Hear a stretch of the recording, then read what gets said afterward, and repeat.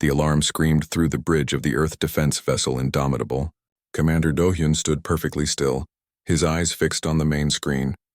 The transmission from Arcturus 6 was breaking apart, filled with static and screams. 200,000 human colonists lived on that world. Now their voices were fading into silence. "Commander, we're losing the signal," Ji-won said from her station.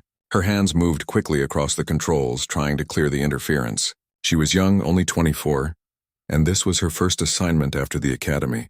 Her voice shook as she worked. Mina stepped closer to Do-hyun's command chair. She was the tactical officer, a woman who had spent 15 years studying warfare across the galaxy. "Sir, the attack patterns match Vectari warships. 3 heavy cruisers, possibly 5 destroyers. They hit the orbital stations first, then the surface cities." Do-hyun said nothing. He watched as the last camera feed from Arcturus 6 showed buildings collapsing under plasma fire. A child's playground turned to ash in seconds, then the screen went black. "They're gone," Hyunwoo said quietly from engineering. He was a thick-built man with steady hands that could repair anything. But his voice held no steadiness now. "All of them. The whole colony." The bridge fell silent except for the soft beeping of computers. Do-hyun finally moved, turning to face his crew. "Get me a direct line to Earth Command, then prepare a report on every Vectari military asset within 5 systems of our position." "Sir, shouldn't we request orders first?" Ji-won asked. "I just did," Do-hyun replied. "We're also gathering intelligence. By the time Earth responds, I want options ready." Across the galaxy in the Grand Chamber of the Galactic Council, Ambassador Soman stood before representatives of 43 alien species. She was a small woman, barely 5 feet tall, but her voice carried through the vast hall. "The Vectari Empire has destroyed an entire human colony without warning or declaration of hostilities. We demand an immediate council response." The Quarian representative, a being that looked like a cross between a lizard and a bird, clicked its beak dismissively. "A border dispute between junior species. The council does not interfere in such matters." 200,000 civilians are dead, Soman said, her voice rising. This wasn't a border dispute. It was murder. A holographic display showed Supreme Commander Thalen of the Vectari fleet. He was speaking to his officers aboard his flagship. "The human settlement was in disputed territory. We acted within our rights.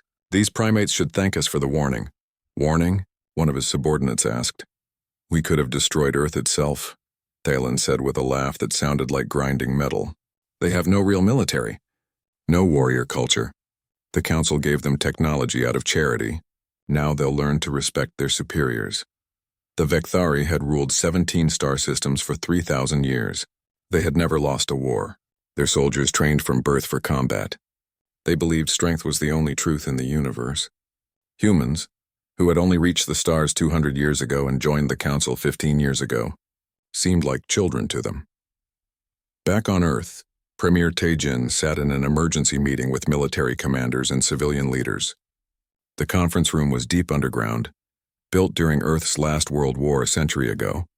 The screen showed images from Arcturus 6 before the attack. Parks filled with families, schools full of children, markets where people from a dozen worlds traded goods and stories. "The council won't help us," Tae-jin said, reading Soman's report. "They see this as below their concern." Admiral Kyung-soo, the head of Earth's defense forces, slammed his fist on the table. "Then we respond alone. We have 18 fleets. The Vectari have 25, but we have better technology in some areas." "We'd lose," said General Mire, who commanded the army. "Their ships are bigger, their weapons more powerful. They've been fighting wars since before humans discovered fire." "So we surrender?" Kyung-soo asked. "We negotiate," Tae-jin said. "We offer them something they want in exchange for peace. Mining rights, trade agreements, anything to prevent more deaths." A message arrived from the Indomitable. Do-hyun's face appeared on the screen, broadcasting from the bridge of his ship. "Mr. Premier, I've completed my analysis of Vectari military positions. With your permission, I'd like to present an alternative to negotiation." "Speak," Tae-jin said. "The Vectari think we're weak because we've pursued peace since joining the council. They think our lack of recent wars means we can't fight. They're wrong. Humanity didn't forget how to wage war. We chose to stop. There's a difference." Mina appeared beside Do-hyun on the screen. "Sir, I've studied every conflict humanity fought before we reached the stars. World War I, World War II, the regional conflicts that followed. We're very good at one thing, total war, We don't fight for territory or honor. When we fight to break our enemy's ability to threaten us ever again. Tajin leaned back in his chair. You're suggesting we go to war with the Vekthari Empire? They have 3 times our military strength. They have 3 times our ships, Dohyun corrected, but they fight like every other species in the council. Formal battles over contested worlds, honor duels between fleets. They follow rules. We wrote rules for war, Premier. We wrote them because we know what war looks like when there are no rules. Hyunwoo's voice came through the channel. I've been reading their tactical manuals. The Vekthari fight the same way they did 1,000 years ago. Their technology improved, but their thinking didn't. They're predictable. Taijin looked at the faces around the table. Some showed fear, others showed anger. All showed determination. If we do this, if we choose war, there's no going back. The galaxy will judge us. The galaxy already judged us, Kyung-soo said. They decided we don't matter. Maybe it's time we change their minds. The vote was close. 8 for war, 7 for negotiation. Taijin had the deciding vote. He thought about the children on Arcturus 6. He thought about the message this would send to every species in the galaxy. Then he thought about what humanity had been before they reached the stars. Warriors who finally found peace. Send the orders, Taijin said quietly. Prepare for war. On the Indomitable, Do-hyun received the authorization. He looked at his crew. Mina, who understood strategy better than any alien commander. Hunwoo, who could make a weapon from spare parts and determination. Ji-won, who still believed in justice. They were ready. Send a message to the Vekthari fleet, Do-hyun ordered. Tell them we reject their territorial claims. Tell them Arcturus 6 will be answered. The Vekthari received the message and laughed. Supreme Commander Thalen told his officers, the humans want to fight. This will be over in a week. Perhaps we'll keep some as slaves, teach them their proper place. He had no idea what he'd just started. The Vekthari had studied human technology and human diplomacy. But they'd never studied human history. They didn't know about the trenches of World War I, where men fought for years over miles of mud. They didn't know about the industrial warfare of World War II, where entire nations converted their economies to produce weapons. They didn't know about the cold calculations humans made when survival was at stake. The Vekthari thought they were fighting another council species.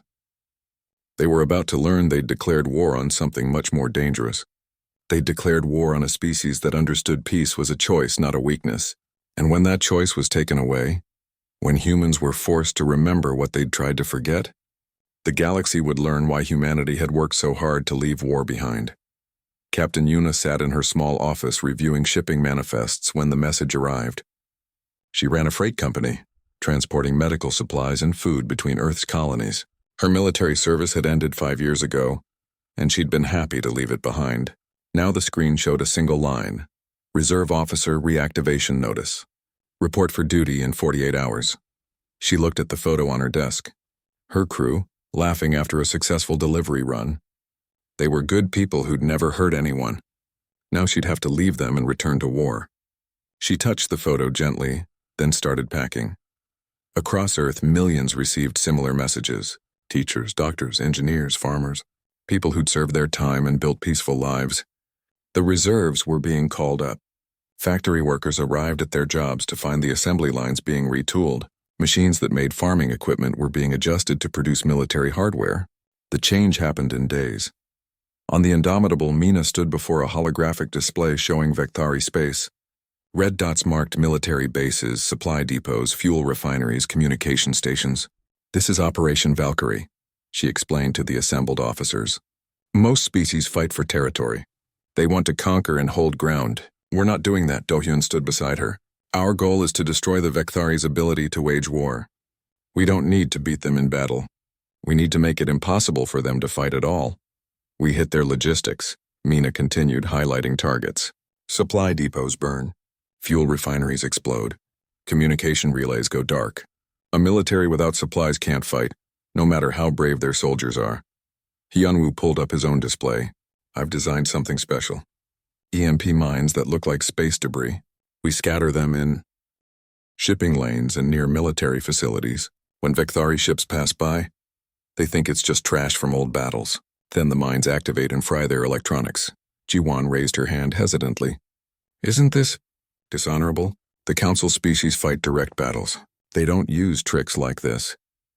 The Council species didn't destroy Arcturus 6, Do-hyun said calmly. The Vecthari did, and we're going to show them what happens when you attack humans. The first strikes came without warning. 3 Vecthari supply depots disappeared in simultaneous explosions across different star systems. Then 2 fuel refineries went dark.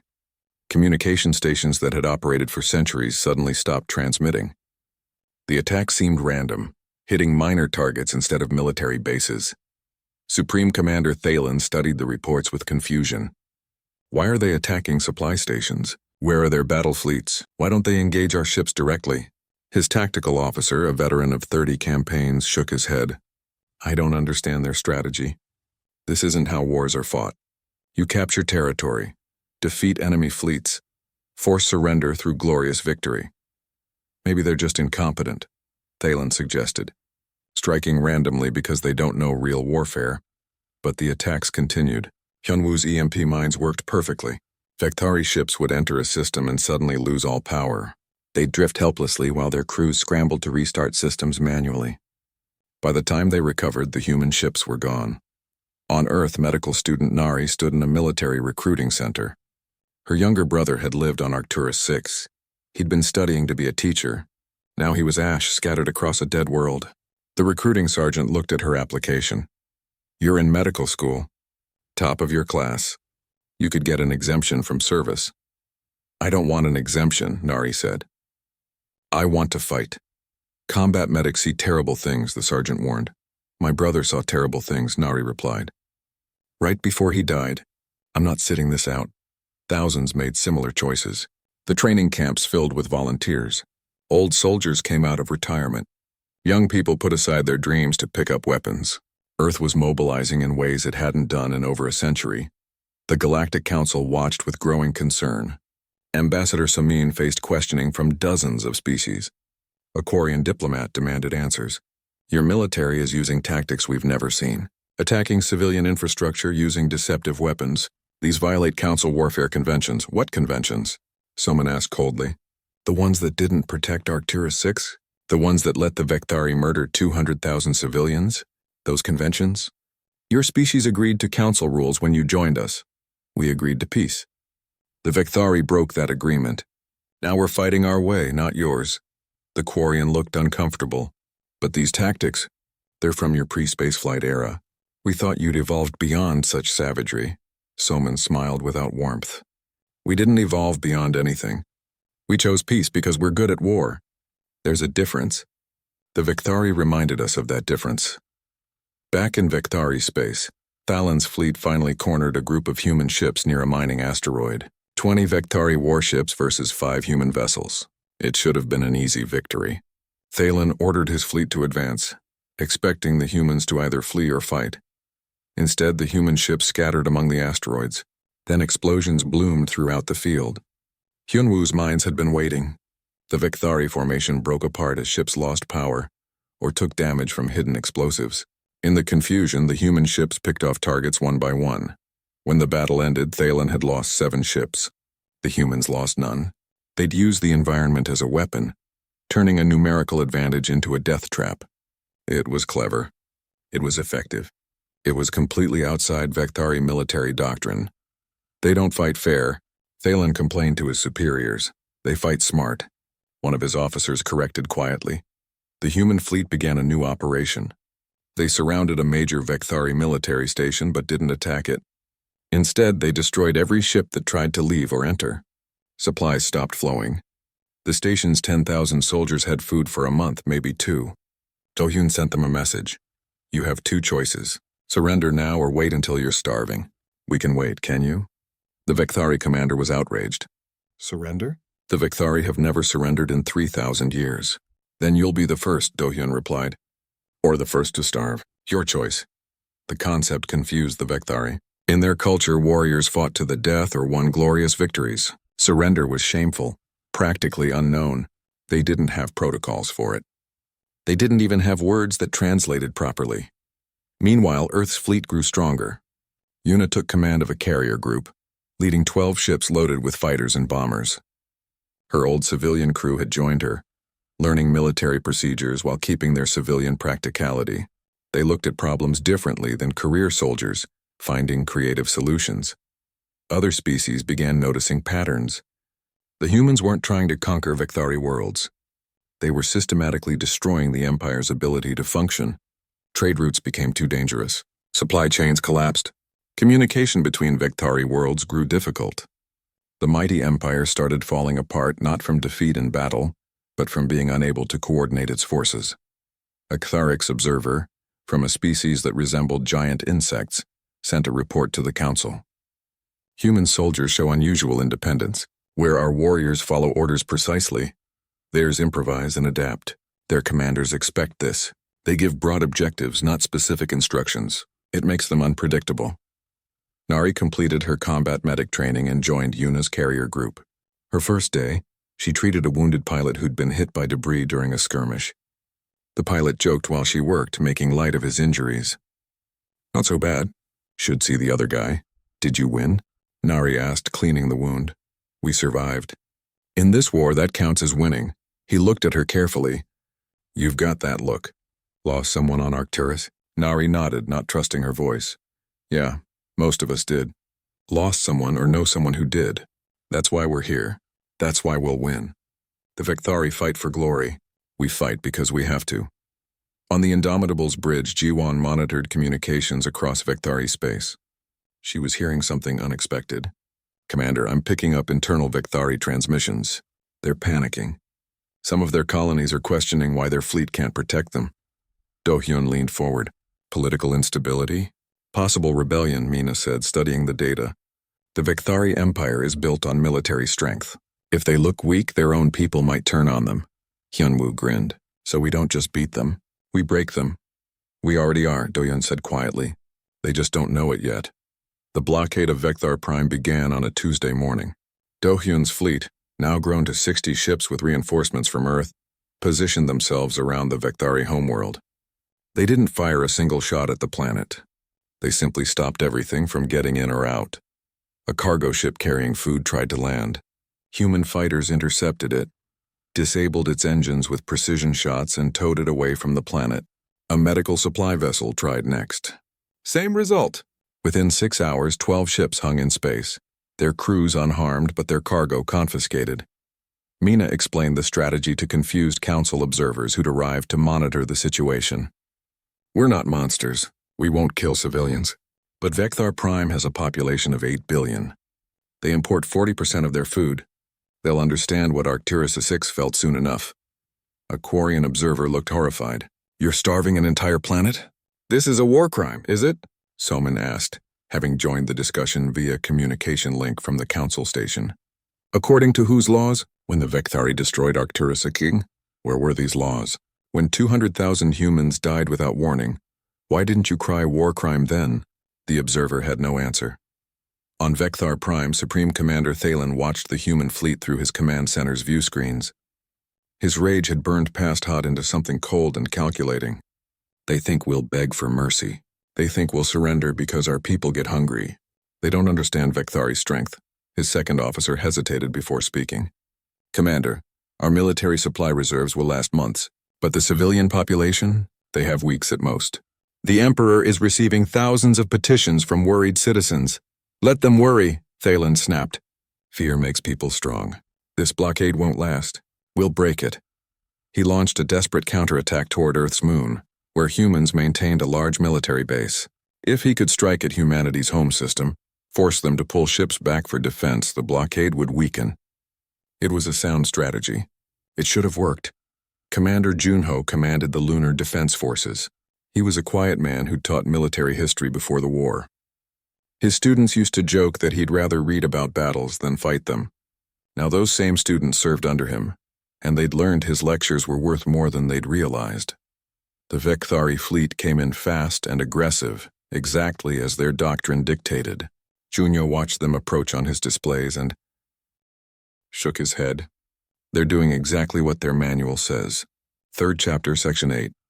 Overwhelming assault on defensive positions. His tactical officer, a woman named Hyun, smiled.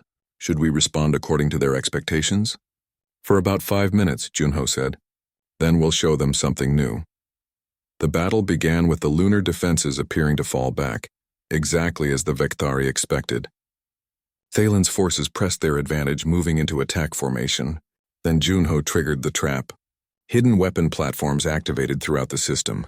Not obvious military satellites, but disguised civilian infrastructure that had been weaponized months ago. Communication satellites opened up with laser fire. Weather monitoring stations launched missiles. Even cargo platforms had been retrofitted with railguns. The Vectari fleet found itself under fire from everywhere at once. They'd studied the lunar base's defenses extensively. They hadn't thought to check every single satellite in the system. In 6 hours of brutal fighting, the Vectari lost 48 ships. The humans lost 3. Junyo's after-action report was brief. Enemy shows no tactical flexibility. They followed their doctrine perfectly, which made them perfectly predictable. Recommend updating assessment. Vectari command structure lacks adaptability. They're dangerous but not creative. Back at the Galactic Council, Soman faced a formal tribunal. 43 species sent representatives. They demanded she explain humanity's excessive military actions. She stood before them wearing a simple black dress, looking small and tired. But her voice carried steel. You want to understand human warfare? Fine, let me educate you. She activated a holographic display. This is World War I, lasted 4 years. 20 million dead. We fought with poison gas, machine guns, artillery that could level cities. This is World War II, 6 years. 85 million dead. We invented weapons that could destroy entire cities in single explosions. The images showed devastation beyond anything most council species had ever seen. Wars among galactic civilizations were typically formal affairs with clear rules. Humanity's conflicts looked like mutual annihilation. This is the Cold War, Soman continued. 45 years where 2 human nations aimed enough nuclear weapons at each other to destroy Earth's surface 10 times over. We came very close to using them, multiple times. She paused, letting that sink in. Do you understand yet? We didn't join you as peaceful primitives who needed civilizing. We joined you as warriors who'd finally found peace and wanted to keep it. A council elder, a being of pure energy named Luxor, spoke softly. Then why did you hide this history from us? We didn't hide it. We just didn't brag about it. Would you trust someone who introduced themselves by listing everyone they'd killed? Soman's eyes swept the chamber. We sought peace because we knew war, real war, not the formal conflicts you species engage in. War where the goal is the enemy's complete destruction. The Vectari attacked one colony, Luxor said. You're dismantling their entire civilization. Exactly, Soman replied. We're making an example. So the next species considering attacking humans will remember. We'll think twice. We'll choose peace. That's the kindest thing we can do. End this war so decisively that no one starts another. The message spread throughout the galaxy. Alien civilizations that had ignored humanity now studied Earth's history with horror.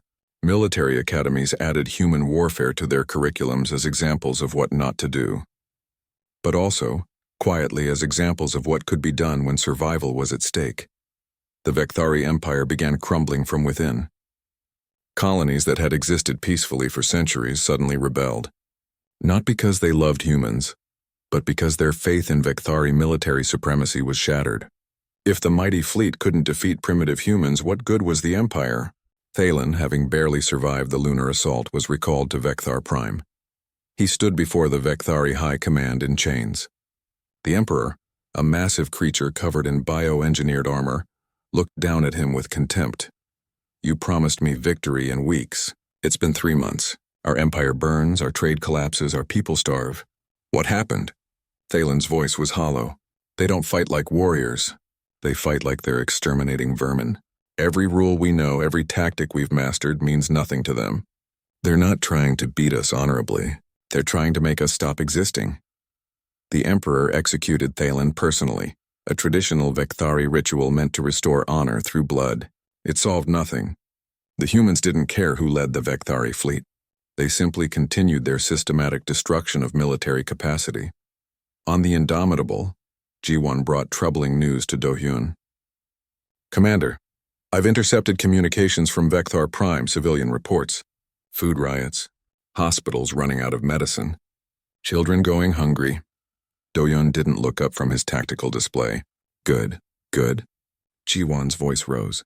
Sir, they're civilians, innocent people. Were the colonists on Arcturus 6 guilty? Do-hyun asked quietly. Were the children in those schools guilty? The families in those parks? He finally turned to face her. This is war, Ji-won. Not the clean kind where only soldiers die. The Victhari chose this. We're finishing it. Ji-won left the bridge troubled. She found Hyun-woo in engineering, working on upgrades to their weapon systems. Do you ever wonder if we've gone too far? Hyun-woo set down his tools. Every day. But I also remember getting the message about Arcturus. My cousin lived there. She was 6 years old, loved drawing pictures of stars and planets. The Victhari turned her into ash without thinking twice. So we do the same to them? No. We make sure they can never do it again. To anyone. Hyun-woo picked up his tools and returned to work. I don't like what we're doing, but I'd hate it more if we stopped and they attacked again later. The council issued an ultimatum. High Chancellor Praxis, representing the most powerful civilizations, sent a message to Earth. Withdraw your forces immediately. Accept mediation, or face coalition response from 27 council militaries. Premier Taejin read the message to his advisors. Admiral Kyung-soo laughed. 27 species? Let them come. We've dissected the Victhari military. We can handle the others. They outnumber us 50-1, Taejin warned. The Victhari outnumbered us too. Numbers mean nothing if the enemy can't adapt. Kyung-soo pulled up intelligence reports. I've studied their fleet compositions. Most council species fight exactly like the Victhari. Formal battles, rigid tactics, predictable strategies. We'll shred them, but not everyone agreed. General Mirai voiced concerns. We're not just fighting a war anymore. We're reshaping galactic politics through force. What happens after we win? Do we become the new empire everyone fears? Yuna, attending the meeting via communication link from her carrier, offered perspective. My crew is exhausted. We've been fighting for months. They signed up to defend Earth, not to conquer the galaxy. If we keep escalating, we'll lose ourselves in this. The debate raged for hours. Earth's government was splitting. Some wanted to push forward, break the council's power completely. Others wanted to find a peaceful resolution before things spiraled beyond control. Taejin had to make a choice that would define humanity's future in the galaxy. The meeting took place in neutral space, aboard a damaged Victhari cruiser that had been abandoned after one of Junho's ambushes. Do-hyun arrived with only Mina as protection. Across the empty bridge stood General Vorath, leader of what remained of the Victhari military's reformist faction. Vorath was younger than most Victhari commanders, his armor showing recent battle damage. He spoke in broken but understandable human language. You are winning. Why meet with defeated enemy? Because you asked for this meeting, Do-hyun replied. And your message mentioned something interesting. Information about the Galactic Council. Vorath pulled up a data chip and tossed it to Mina, who caught it smoothly. Council knew about Arcturus' sex attack before it happened. 3 weeks before. They received intelligence, chose not to warn you. Mina plugged the chip into her portable terminal. Her face went pale as she read. Commander, these are authenticated Council communication logs. Vorath's telling the truth. The Council Security Directorate knew the Victhari were planning to attack. They discussed it. Decided not to intervene. Why would they do that? Do-hyun asked, though his gut already knew the answer. Because you are threat, Vorath explained. Not military threat. Idea threat. Humans too creative, too unpredictable. Other young species watch you, think they can also ignore Council rules. Council wanted you reminded of your place. Victhari were tool. Do-hyun felt cold rage settle into his bones. They orchestrated this. Made us look weak so we'd get attacked. Expected us to either submit or die. Instead you fight. Fight well. Now Council has bigger problem. Vorath almost smiled. I help you because my people suffer for Council games. Empire is lie built on military strength. You shatter that lie. Now we rebuild something better but need help. Mina objected immediately. Commander, we can't trust him. This could be a trap. Could be, Do-hyun agreed. But if he's telling the truth, the Council is our real enemy. They've been manipulating younger species for millennia. How many other civilizations did they sacrifice to keep their power? The information Vorath provided was devastating. The Council hadn't just known about Arcturus 6. They'd orchestrated similar events. Throughout their history, whenever a younger species showed too much independence or innovation, they'd arrange for that species to face a crisis. Most submitted afterward. Some were destroyed. The council maintained stability through calculated cruelty. Do-hyun took the information back to Earth. Premier Taejin called an emergency session of the planetary government. The debate was furious. Half wanted to expose the council's crimes. Half wanted to keep fighting until the council was broken. Everyone agreed on one thing. They couldn't trust the galaxy's government anymore. Admiral Kyung-soo argued for escalation. We're already at war. Now we know our enemy is bigger than the Vekthari. Let's finish what we started. Break the council's military power before they unite against us. And become exactly what they feared, General Mirai countered. A rogue military power that threatens galactic stability? They created this situation, Kyung-soo shot back. They orchestrated the death of 200,000 humans to make a political point. You want to forgive that? Taejin felt the weight of impossible choices. If we expose this without proof, they'll deny it. If we continue fighting, we prove we're the threat they claimed. If we negotiate, we look weak and invite more attacks. Yuna spoke from her carrier, her voice tired. My people have been fighting for 4 months. They're good soldiers, but they signed up to defend home, not to wage galactic war. Whatever we decide, make it soon. We can't sustain this forever. The decision was made to split strategies. Officially, Earth would continue demanding Vekthari's surrender and council recognition of human sovereignty. Unofficially, they'd begin helping rebel movements across council space. If the council wanted to play manipulation games, humanity would show them how it was done on Earth for centuries. Hyunwoo found himself leading secret missions to deliver weapons and technology to oppressed species. His engineering skills made him perfect for teaching others how to build their own military capacity. He felt dirty doing it, knowing he was spreading violence across the galaxy, but he also saw the gratitude in alien eyes when they finally had tools to resist their oppressors. Nari's medical missions took her to worlds humanity had never officially contacted. She treated wounds on species she'd only read about in school. A Catharic soldier with a shattered limb asked her, "Why help us? We not your fight." "Because someone helped us once," Nari replied, setting the broken limb. "And because the council needs to learn they can't control everyone forever." She was lying, of course. No one had helped humanity. They'd fought alone. But the lie served a purpose. These species needed to believe someone cared, that they weren't facing their oppressors alone. Truth could wait until after freedom was won. Jiwon monitored communications across the galaxy and watched as everything spiraled out of control. 17 species had open rebellions now. Council peacekeepers were stretched thin, fighting fires everywhere. Human agents moved through the chaos, arming rebels, teaching tactics, spreading information. It was brilliant strategy. It was also morally questionable at best. She approached Do-hyun in his ready room. "Commander, I need to ask, are we the good guys in this war?" Do-hyun looked up from reports. "What do you think?" "I think we started with a just cause.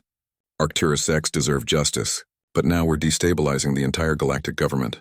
We're arming rebels who might become tyrants. We're spreading violence to species that had nothing to do with our conflict." "All true," Do-hyun acknowledged.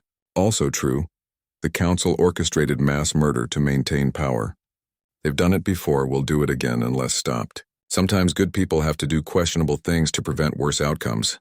That's what every villain believes," Jiwon said quietly. "Yes, which is why I lose sleep every night questioning our choices."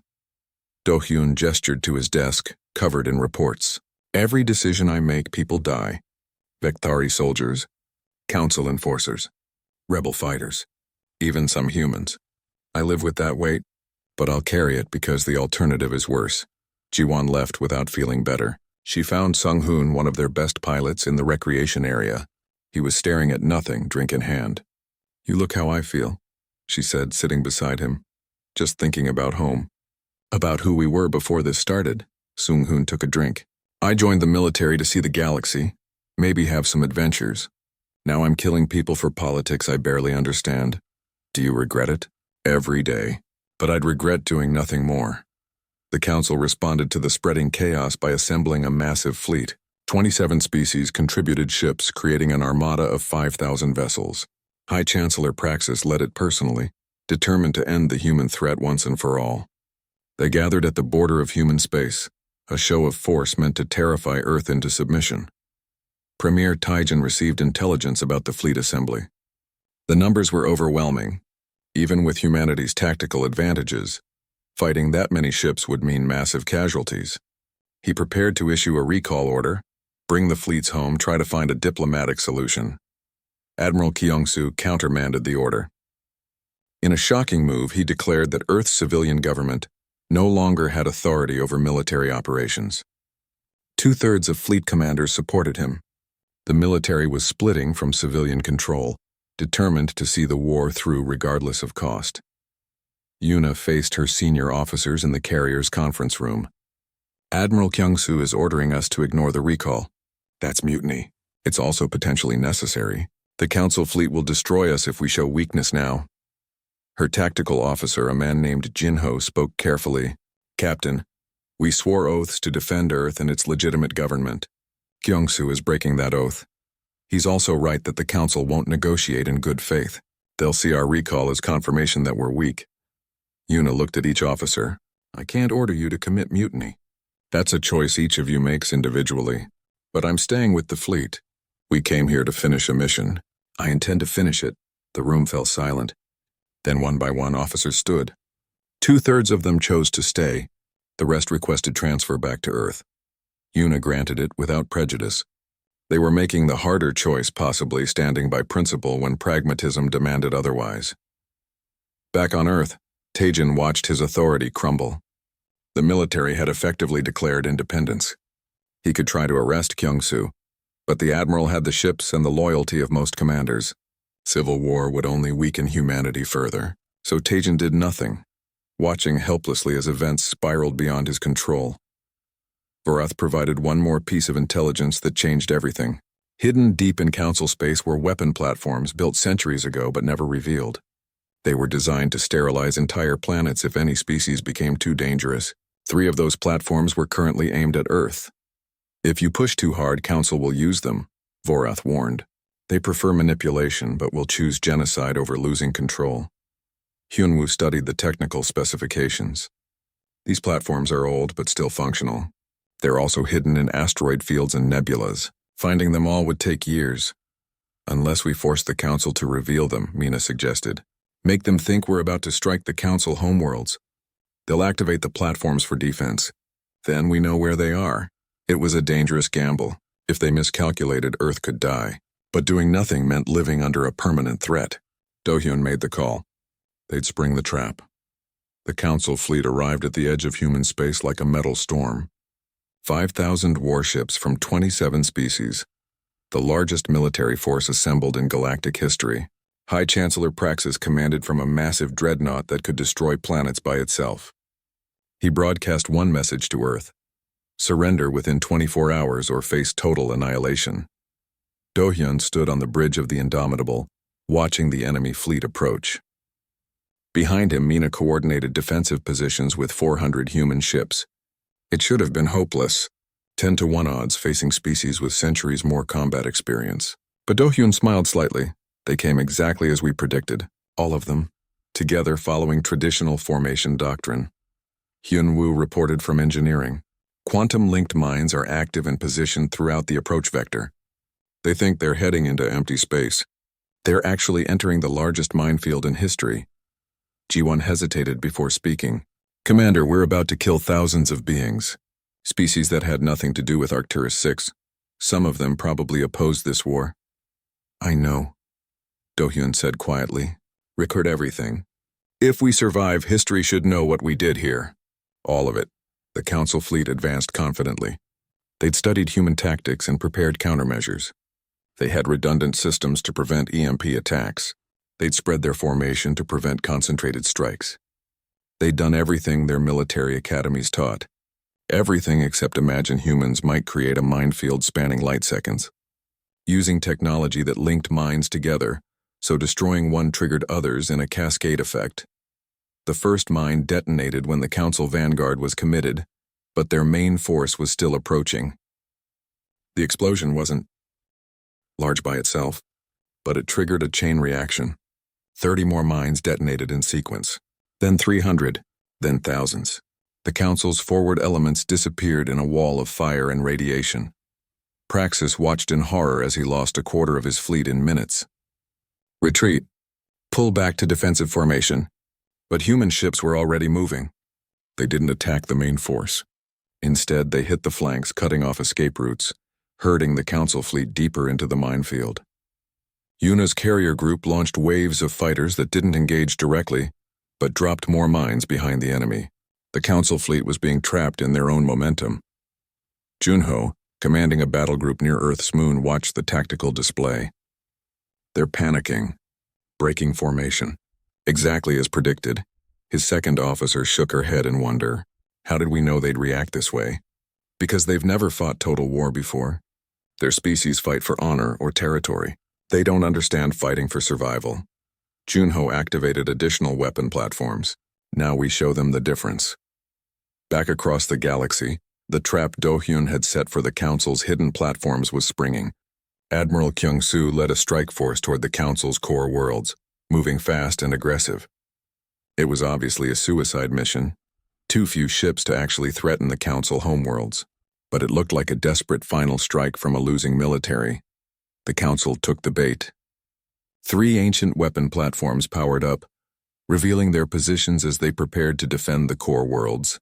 Immediately, human ships that had been hiding in the same regions transmitted the coordinates.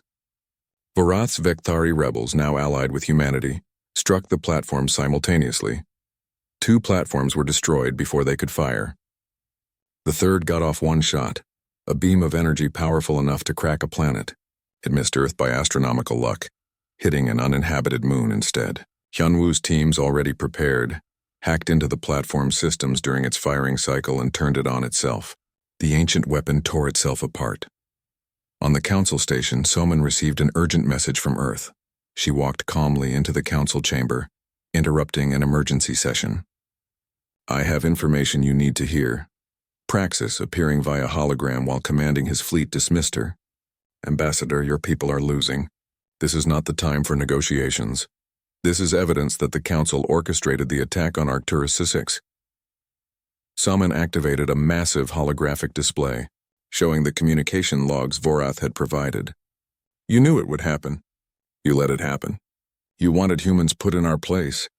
The chamber erupted in chaos. Species that had contributed ships to the Council fleet suddenly demanded explanations. Some had suspected the Council of manipulation but never had proof. Now they watched authenticated logs showing Council leaders discussing which species to sacrifice for political stability. Soman continued relentlessly. You also maintained illegal planet-killer weapons hidden for centuries, aimed at anyone who threatened your power. We've just destroyed them. Every single one. You're not protecting the galaxy. You're controlling it through fear. A Quarian representative shouted, "This is propaganda. Lies to justify human aggression." The proof is authenticated, Soman replied coldly. But if you don't believe it, ask yourselves, why did 3 ancient weapon platforms suddenly activate today? What were they protecting? Who were they targeting? The Council couldn't answer. Some species began recalling their ships from the fleet. Others demanded investigations. The unified front against humanity was cracking.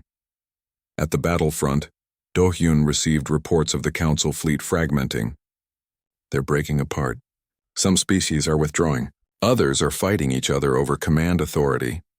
Mina looked at the tactical display showing thousands of ships in chaos. We can destroy them now. They're disorganized, confused. We could win decisively. Do-hyun thought about Ji-won's earlier question. Are we the good guys? He thought about all the deaths already on his conscience. He thought about what kind of species humanity wanted to be. Then he opened a channel to the entire battlefield. Attention all vessels. This is Commander Do-hyun of the Earth Defense Forces. We are ceasing offensive operations. Any ship that withdraws will not be pursued. Any ship that surrenders will be treated with respect. We've proven we can destroy you. Now we'll prove we can show mercy. Mina stared at him. Sir, we have them beaten. Why stop now? Because someone has to, Do-hyun replied. If we slaughter them while they're helpless, we become the monsters they feared. We prove the Council right about us. Ji-won felt tears on her face.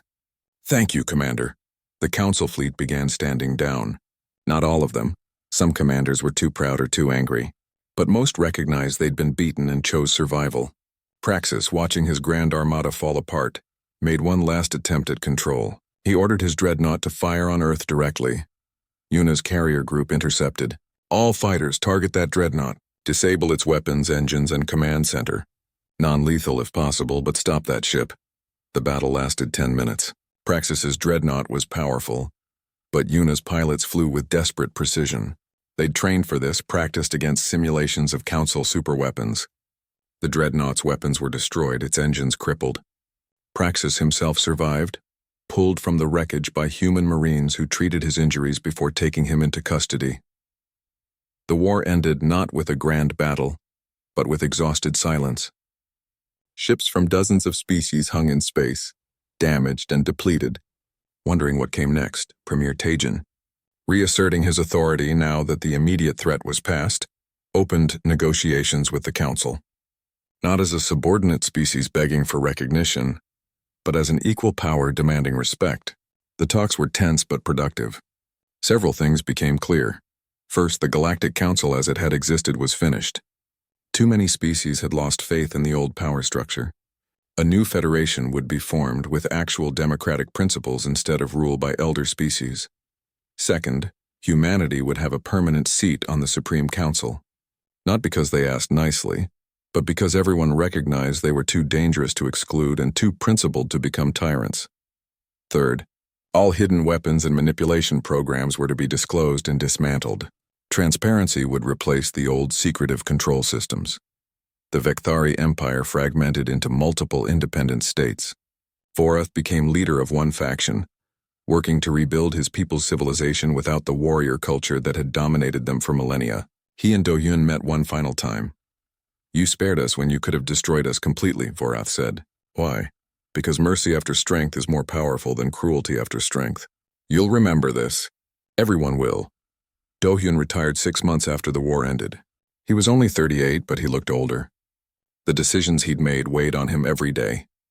He bought a small house near the ocean on Earth and spent his time walking the beaches, thinking about the 200,000 colonists who died to start a war, and the hundreds of thousands more who died to end it. Mina took over as head of the Human Defense Initiative.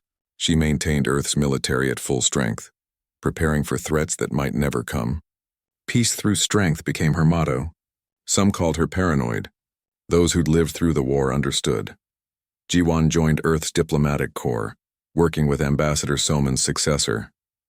She spent years traveling the galaxy, rebuilding trust, showing that humans could be partners instead of conquerors. It was slow work but necessary. Yuna returned to civilian life, restarting her freight company. But she kept her commission active, just in case. Many of her former crew did the same. They were merchants now, but they remembered how to be warriors when needed. Hyunwoo dismantled most of his weapons innovations. Most, but not all. Some things were too useful to destroy completely, so he locked the designs in secure archives. Future generations might need them, though he hoped they wouldn't. Nari founded the Galactic Medical Corps, offering free treatment to any species regardless of politics or history. She worked on former Vecthari worlds, treating the same species she'd fought against. "War ends," she told her staff. "Healing doesn't." 10 years after the war, a memorial was built on the ruins of Arcturus VI. Humans and aliens visited together, paying respects to the dead who'd sparked everything. A young Vecthari, perhaps 8 years old, asked their parent a question. "Why did we attack these humans?" The parent, a veteran of the war, answered honestly, "Because we thought they were weak. Because we didn't understand that they chose peace while being capable of war. We learned the difference too late." The child looked confused. "But we're friends now?" "We're learning to be," the parent said. "That's what happens when everyone survives. You get a chance to learn from mistakes." In a classified facility deep underground on Earth, Admiral Kyung-soo maintained a secret fleet, ships that didn't officially exist, crews who'd volunteered to be forgotten by history. The current premier visited occasionally, always asking the same question. "Do we really need this?" "Hope not," Kyung-soo replied. "But the galaxy learned to respect us because we proved we could fight. They need to remember that, just in case they forget and we need to remind them again."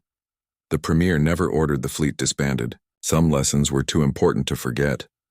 Across the galaxy, species told stories about the war, about the humans who'd seemed so peaceful until pushed too far, about the sleeping giant that woke up angry, about the species that could organize total war and then simply stop when they chose to.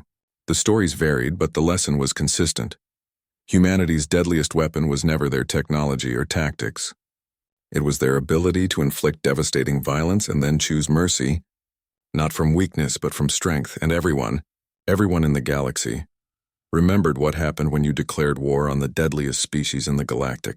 You learned they were deadly not because they loved violence, but because they understood it better than anyone else. And that understanding, that terrible knowledge of war's true cost, was what made them work so hard for peace. The galaxy had learned its lesson. Humanity had learned theirs too, and everyone hoped desperately that the knowledge would be enough to prevent the next war, but they all kept their weapons ready, just in case.